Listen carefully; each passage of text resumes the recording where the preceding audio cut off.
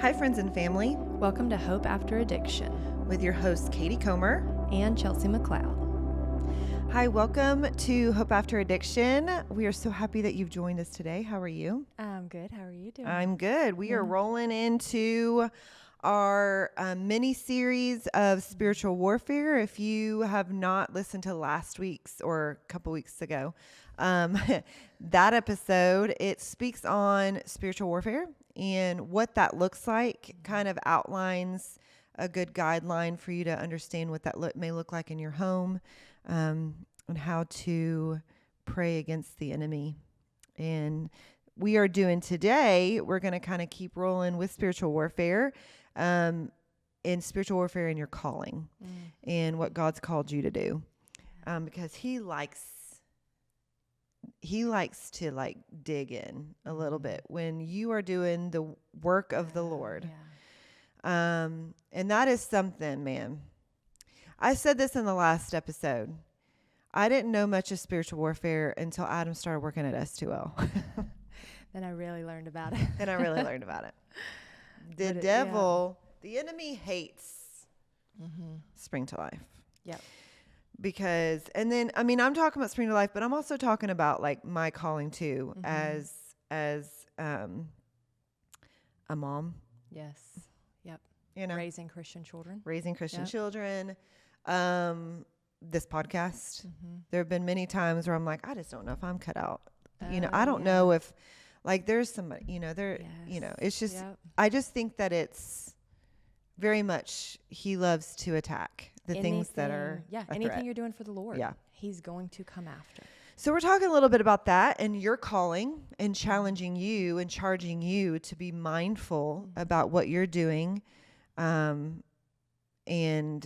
what that looks like, the spiritual warfare in your calling. Yeah. So, And it's so exciting. And for whoever's watching this, I remember the women's event this past year. I think I asked the question of how many of you are literally sitting in your head right now, like, what am I doing here? How did I get here? I do that at our little church in the cornfield. And there's many Sundays I look out and I'm like, how are we here? yeah.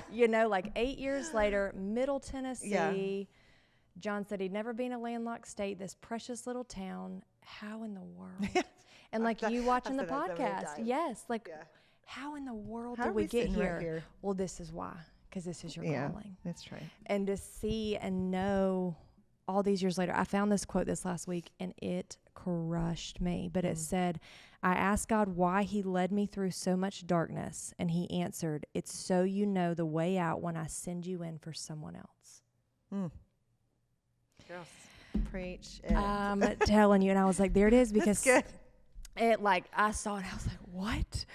Because we live that every day, like every day. And so 2 Corinthians, the same thing, 1:3-4 says, praise be to the God and Father of our Lord Jesus Christ, the Father of compassion and the God of all comfort, who comforts us in all of our trouble so that we can comfort those in any trouble with the comfort that we ourselves come from, that we ourselves receive from God. And that is your calling. But no, the enemy is after it. But we're here to encourage you. The enemy is after it, but you have a general with an angel army behind you fighting for your calling. But you got to fight too, because you have a high calling. We all have a purpose here on earth. And so we're here to talk to you about your calling, how the enemy may come to steal that, and how to fight back. Yeah, so I think it's important to know, as far as spiritual warfare, as far as the enemy attacking your calling, what that looks like and how he does it. For me, what I've noticed in my own life and just doing research for it, the enemy doesn't just announce himself that he's here. All right.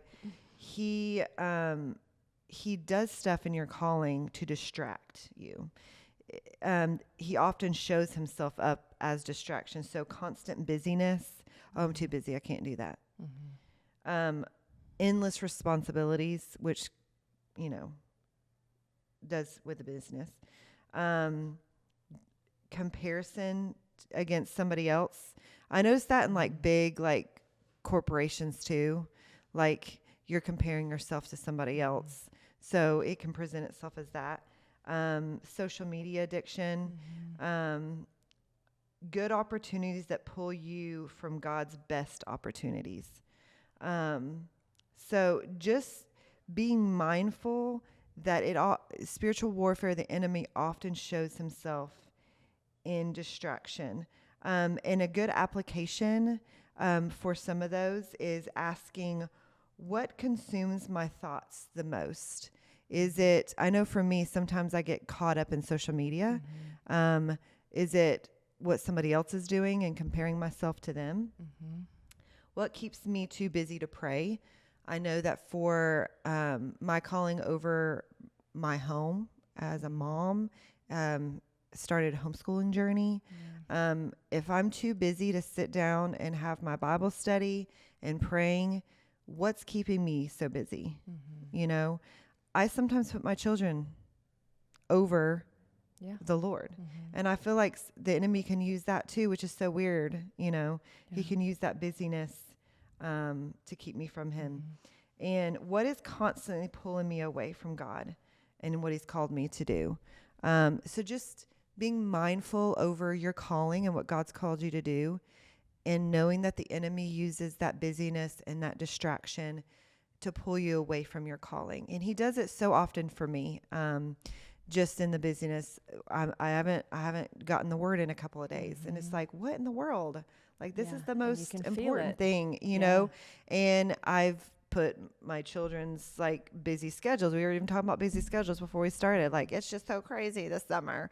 And even good things can be a distraction for your calling. It's so true. You know, so just being mindful of that, you know.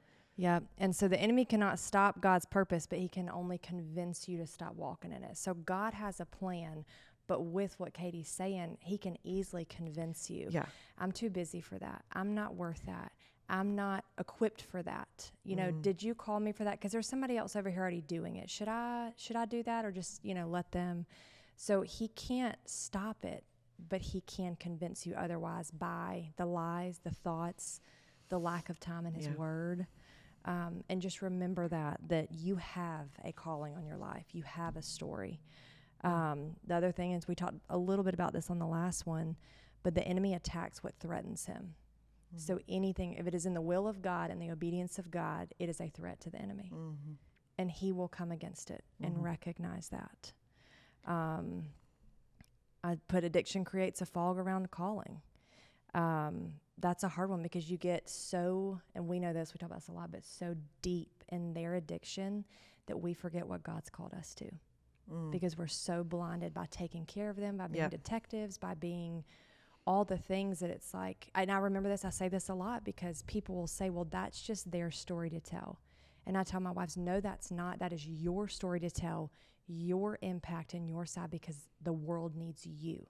I had a sweet girl that I worked with last night, and I was sharing that because she's like, do you have any books to recommend that are faith-based on like how to walk this? I was like, that's why we started the podcast. Because there's nothing, and I'm like, the world needs your story. This is just as much your story and your calling as it is theirs. Just as much. I think that in the Bible, there have been many instances, even in the Old Testament, where people had a calling over their life, but the enemy attacked people's identities. And we talked a little bit about identity in the last episode, and that can be so relevant in today's time too. And it happens all the time. But just some examples where Moses say, who am I? Right? Who am I to do that? But what if he listened to that? But what if he listened to that? The enemy. What if Esther said, what if I lose everything? What if I lose everything? And she didn't follow through the plan because she believed the enemy.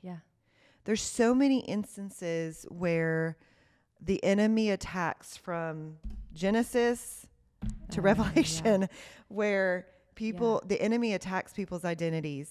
And who am I to do this? I do it still today. I had an opportunity to speak at a women's event. Man, I wanted to back out. I mean, I was excited. I was excited to share my story. I was. But as it got closer, I'm like, but there's so many other great women that have so many good stories and like, who am I to do this? It's happened all throughout history. Yes. And for you, what are you doing today to let the enemy win? Don't let the enemy attack your identity. You are qualified. Yes. Like your friend that you spoke to. You are qualified to share your story. You know, the common lie is somebody else can do it better. Oh yeah. You missed your chance. Maybe you had an opportunity to speak and you said no. That's fine, right? Maybe you weren't ready, or maybe you listened to the enemy. Yeah. Okay, and you have another opportunity. Okay, to speak truth. A big lie is God can't use someone with a past. Oh yeah. Because he most certainly can. And he will. And he will. And sometimes those are the most powerful, or as powerful as somebody who doesn't have a past. And so, or I've also heard the opposite. It's just coming to me right now, but somebody was talking about how they don't feel like they can be used. Oh yeah, it was. Yes. They don't feel like they can be used because they don't have a past. Yeah. It's like your story is meant for this world. And so we're talking about like starting up something at my church for women. They already have a men's program, but they're wanting to start up a women's program. And she came to me and said, I want to help with the women's part, but I don't know if I'll be good for it because I don't have like a past. I said, oh, yes, but you would be so good. Yeah. You are so encouraging. You have such a beautiful testimony because it's pure, like they will cling on to that. They will cling on to and lean on to you because you have such wisdom to share. Yeah. I said, don't let that be. And at this point, we hadn't studied for this, so I could tell her now, that's the enemy. Yes. That's the enemy speaking to you that you're not qualified because you don't have a past. Yes. So the enemy speaks in all different ways. All different ways. Yeah, it's so true. Yeah. A couple of the other points that I'd written down is your calling is connected to someone else's freedom. And I still go back. It's like the Esther and Moses and all of those, Peter. But I still go back. If just one, I would do our walk 1,000 times over. Yeah. If just for one person, if just to give hope to one person, if just to give encouragement to one person, if just to give a feeling of home and understanding to one person, I'd do it 1,000 times over for the glory of God. And your calling is never just about you. And that's the cool thing. We walk through this story. It's not about me. It's not about what I went through. It's about showing his goodness and his faithfulness and he's so fervent and offering hope to someone else that doesn't know what that looks like. And Katie just touched on this, but fear is often the gatekeeper. And understand that this right here, this took Katie and I how long? I was literally about to talk about that. Yes, like the jumping off the cliff. Like we just got to do it. You just got to do it. And I have a good friend that we're working with, a couple, and she was asked to give her testimony at a retreat, a women's retreat. And the next morning, she found out some stuff. And so she calls me extremely upset, and we were talking about everything, and I said, recognize right here, right now, you were asked last night to share the glory of God and what he's done in your life, and this morning the enemy tried to steal that from you. And then the feelings of doubt of, who am I to go share my testimony? Like, we're in this, and I'm like, because God is still faithful, because God has still done a work in your life. He is still good. And so understand there is going to be fear in walking in your calling, in the thoughts of other people, in reactions and what people think. Who cares? John reminds me of that a lot. Who cares? We're not here for what people think about us. We're here for the gospel and the case for Christ. Yeah, there was, I think it's just so natural to for the enemy. It's just so easy for the enemy to use fear. And so I think that has been the base of a lot of my decisions sometimes, leading up to this podcast, leading up to, should I homeschool my kids? Yeah. It's the fear of failure, right? The fear of letting somebody down, letting the Lord down. But asking yourself, what would I do if fear wasn't making this decision? Yes. Like, kind of take fear out of it. do your best, to take that out. But I think that for me, and for a lot of people, Yeah. it's the fear of failure, just the fear of what people might think. What if I let somebody down? Yes.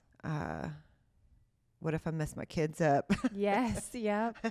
All the things, but I think that, for me, not letting the enemy win by seeking counsel. That's what I did, as I sought a lot of counsel over some of those things, starting the podcast, starting homeschool. Those are just some of the fresher ones, right? Moving here, 15 years ago, seeking counsel. But ultimately, what does the word say? And prayer. And the Lord will speak to you, not to be super like, oh my goodness, not audibly. But the Lord will speak to you through his word, through a peace. Yeah. Like some people are like, well, how did he speak to you, to move here? Yeah. Well, I mean, he gave me a peace about moving here. He opened the doors. Yeah. In a crazy way. Literally. Yeah. For me to get a job promotion in Middle Tennessee, of all places, where Adam was. Yeah. So it's pretty much like a loud yell. Yeah. To come Which here. we need sometimes. Yeah. But God will win over Always. the enemy. Yep.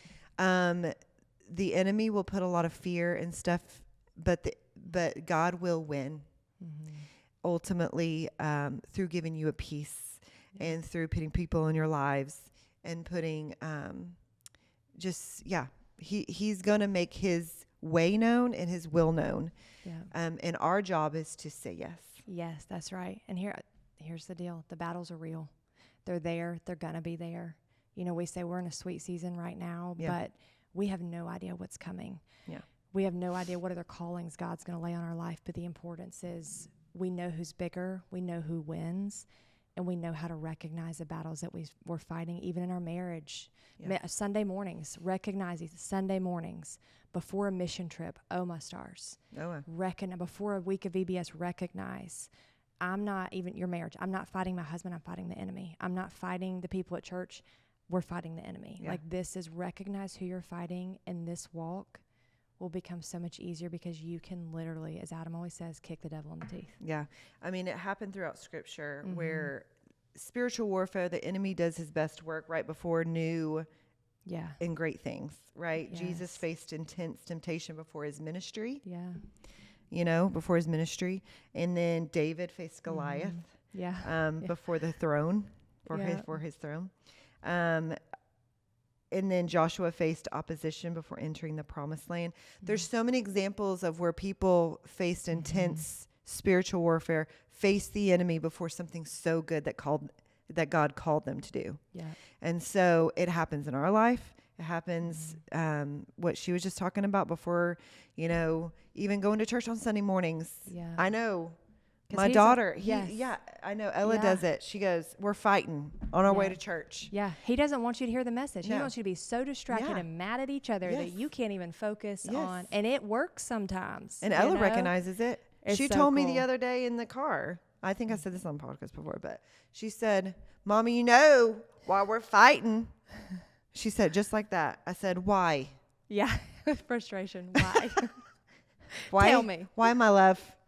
She goes, what's the enemy? And I said, you know what? You're right. Literally, because then he's brought to light, and you're like, okay, you're done. And then I said, you know what? You're right. It is the enemy. And so you know how we get rid of the enemy? We just speak the name of Jesus. I made everybody in the car just say the name of Jesus. I love it.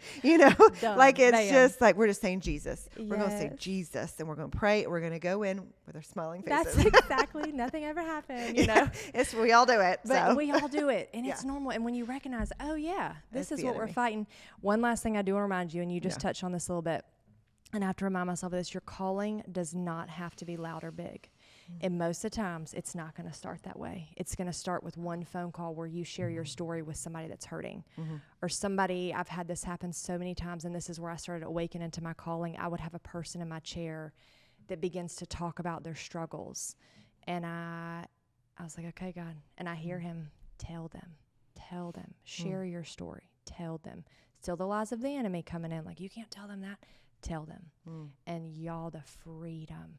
So it may be a quiet coffee house conversation. It may be a post on Facebook where you share your hope. It may be, and most likely will be, very quiet. And that is okay. If even just one, it's worth it. Yeah. And that's obedience. Just challenge you. You might not know what your calling is over your life. I have venture to say, if you're listening to this podcast, it has something to do with what you've been through. Yeah. And how, so my charge to you and my listeners is, what is God calling you to do that maybe you've been fearful about doing? Maybe you're postponing because you're fearful. What is it that you're fearful about that you feel like God's called you to do? Pray through it. Say the enemy is not allowed. I don't know what that looks like. I don't know how to start it. I don't know what to do. But just pray through it and say, I feel like it's this, and write it down and just see where God takes you. Yep. And I remind you, the hardest thing is usually the best thing. So do the hard. Yeah. If fear wasn't in the picture, what would you do next? Yeah. And do That's it. good. All right. Well, I hope you felt encouraged about spiritual warfare of your calling and how to fight against the enemy. We have to do it daily. It's a daily thing, but we hope you felt encouraged.